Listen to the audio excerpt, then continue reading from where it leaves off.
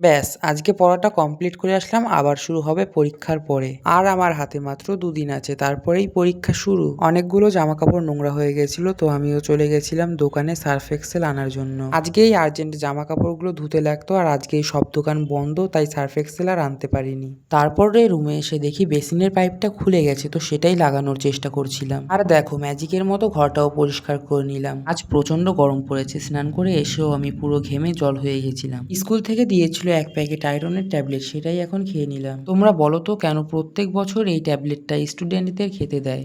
আর এদিকে আমার চালও শেষ হয়ে গেছিল, তাই চলে গেছিলাম মার্কেটে চাল ও কিছু সবজি আনার জন্য। সার্ফ এক্সেল আনার জন্যই আজকে মেনলি মার্কেটে গেছিলাম। বাড়িতে গিয়ে যেসব নতুন জামা কাপড় পরেছিলাম সেগুলো এখন ধুতেই হবে, না হলে তেলে পরে সব নষ্ট হয়ে যাবে। আর আজকে আমার একটুও ভাত রান্না করতে ইচ্ছা করছে না, তাই আমি ময়দা দিয়ে গোলা রুটি বানিয়ে নিয়েছিলাম। আমার মনে হয় ভিডিওতে আমার দাঁতগুলো একটু বেশিই চকচক করছে, কিন্তু আসলে আমার দাঁত এত সাদা নয় কিন্তু।